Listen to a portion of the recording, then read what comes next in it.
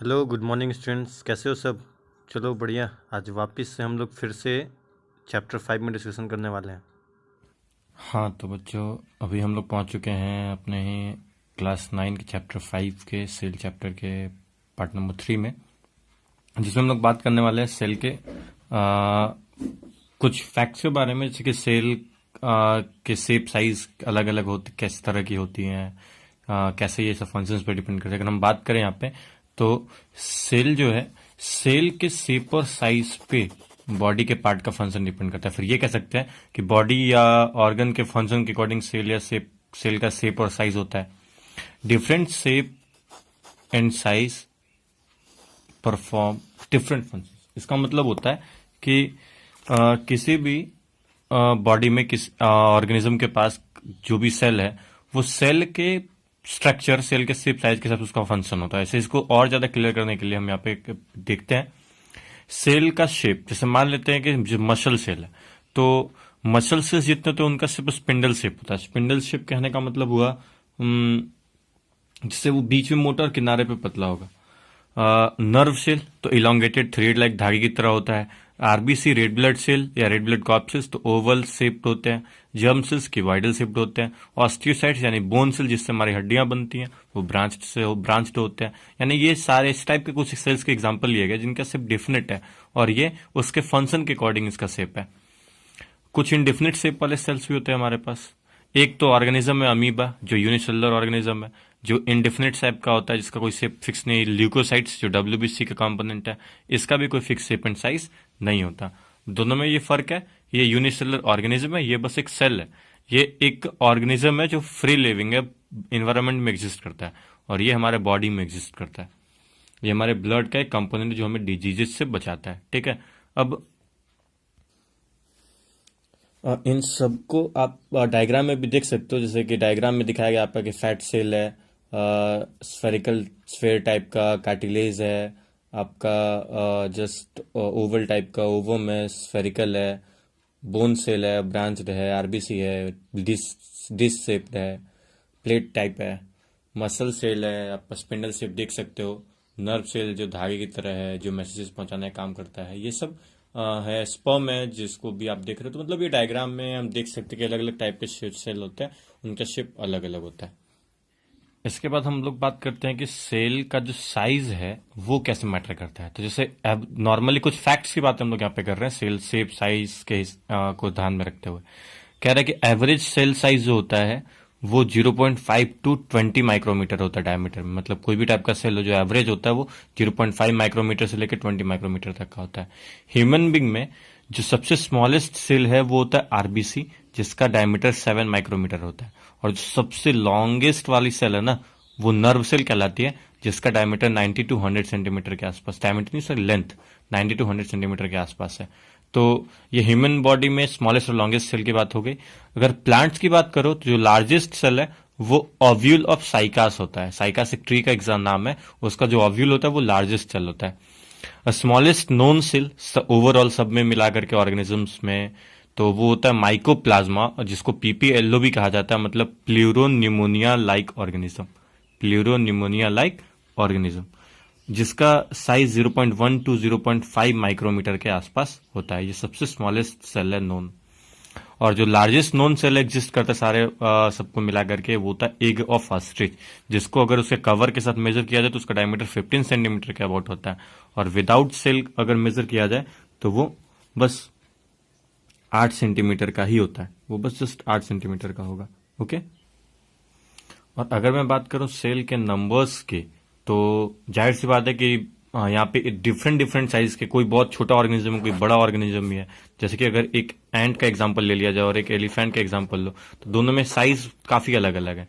तो अब क्वेश्चन यह अराइज होता है कि एक एलिफेंट इतना बड़ा है, एंट इतना बहुत छोटी सी चीज है, बीच में हम लोग भी आ जाते हैं ह्यूमन बींग, तो क्या सेल का जो साइज होगा वो एलिफेंट का ह्यूमन बींग से बड़ा होगा या एंट से बड़ा होगा, या फिर ह्यूमन बींग के सेल का साइज एंट से बड़ा होगा, या एलिफेंट से छोटा या एलिफेंट से बड़ा होगा?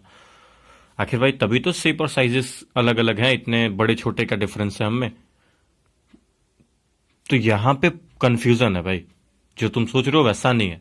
है क्या एग्जैक्टली कि भाई इनका शेप अलग है, साइज है, ये हमसे काफी बड़े हैं, ये एंड से काफी बड़ा है, हम एंड से काफी बड़े हैं। रीजन ये है नहीं है कि हमारे सेल का साइज बड़ा छोटा है, बल्कि रीजन ये है कि एलिफेंट्स में नंबर ऑफ सेल्स ज्यादा है ह्यूमन बींग से, ह्यूमन बींग में नंबर ऑफ सेल्स ज्यादा है एंड से। इस तरीके से एग्जाम्पल है। रैट का लो तो रैट में number of cells human being से कम है, तो रैट ह्यूमन बींग से छोटा है, बट एंड से जो बड़ा है।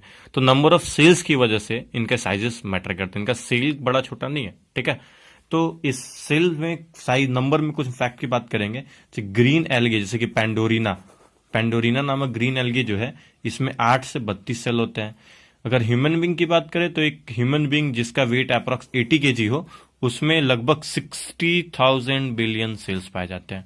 और एक newborn baby just 2 into 10⁻12 cells के साथ होता है। तो कहने का मतलब ये है कि एक ह्यूमन बींग, हाँ, न्यूबॉर्न बेबी ही 80 केजी का हो गया, तो उसमें सेल्स की संख्या 2 इंटू 10⁻12 से बढ़कर के 60,000 बिलियन पहुंच गई। तो सेल की संख्या बढ़ी है, ध्यान रखना, सेल की संख्या बढ़ी, सेल के साइजेस नहीं बढ़ी है। इसके बाद है, अगर हम बात करें कि सेल नंबर के फैक्ट में, तो ये इंडेफिनिट होता है कुछ मल्टी सेलुलर ऑर्गेनिज्म में। Cell number is indefinite some multicellular, बहुत सारे मल्टी सेलुलर ऑर्गेनिज्म में तो इसकी गिनती भी पॉसिबल नहीं है।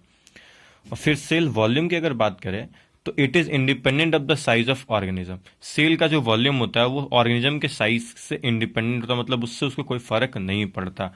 और ये इस फील्ड में सेल के साइज को मेजर करने के लिए बहुत सारे डायमेंशंस का इस्तेमाल किया जाता है। इन डायमेंशंस में बहुत सारी बातें आती हैं जो आप स्क्रीन पे देखो, उसमें लिखा हुआ है, पहले लिखा हुआ है मिलीमीटर, यानी 1 millimetre equal to 1000 mu, mu for micro है यहाँ पे।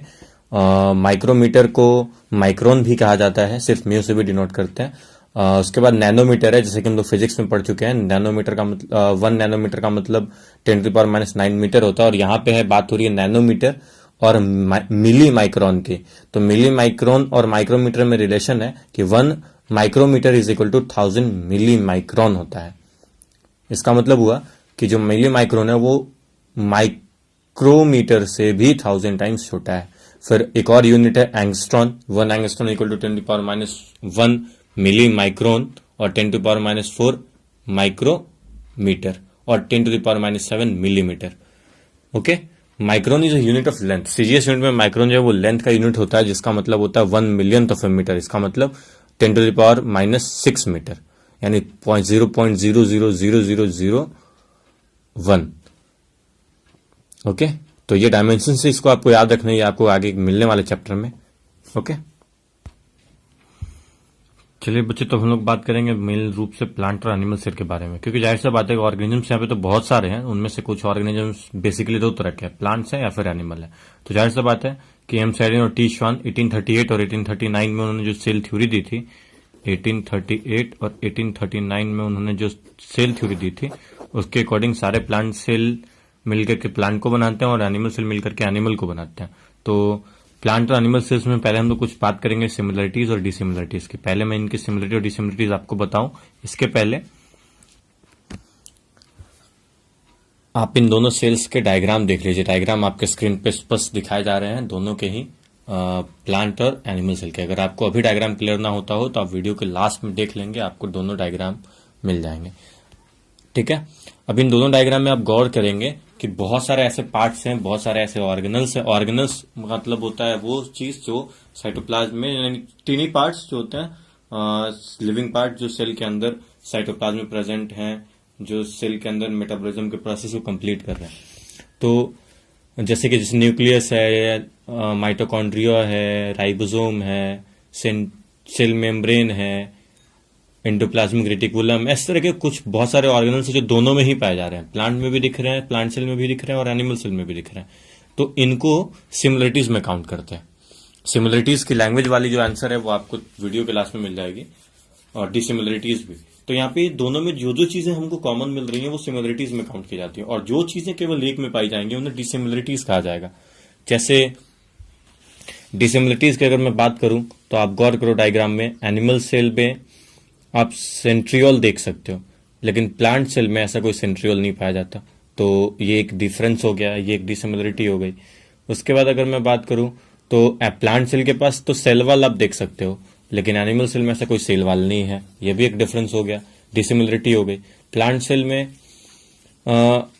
एक और एक्स्ट्रा चीज, क्लोरोप्लास्ट आप देख सकते हो अपर कॉर्नर पे लिखा पड़ा है, लेकिन एनिमल सेल में ऐसी कोई स्ट्रक्चर नहीं है। मतलब ये तीन डिफरेंसेस आप बेसिकली आराम से हैं। तो इनको हम लोग बोलते हैं dissimilarities between plant and animal cell, और कॉमन पार्ट्स को सिमिलरिटीज में काउंट किया जाता है। तो बेसिकली ये दोनों ही चीजें आपको मेरे हिसाब से समझ में आ गई होंगी। आप इन दोनों के नोट्स आपको, जैसा कि हमेशा कहते आया हूँ, चैप्टर के लास्ट में दे दी जाती हैं। आप उनको वीडियो पॉज करके रोक के लिख सकते हो। अगर कोई प्रॉब्लम हो तो आप हमें पूछ सकते हो कमेंट सेक्शन में, या पूछ सकते हो। ओके, चलिए, तो आज के लिए इस वीडियो के इस पार्ट में इतना ही। आगे हम डिस्कशन करेंगे अब सेल के बेसिक कॉमन पार्ट्स के बारे में, एक एक करके कौन किसका क्या फंक्शन है, और फिर डिटेल में डिस्क्रिप्शन स्टार्ट करेंगे। ओके, तो चलिए, आज के लिए इतना ही। धन्यवाद। आते रहिए, देखते रहिए, पढ़ते रहिए, सीखते रहिए और मुस्कुराते रहिए। और हाँ, कोरोना से भी बच के रहिए। Thank you for watching. Thank you for watching this video. Bye bye. May God bless you. Take care.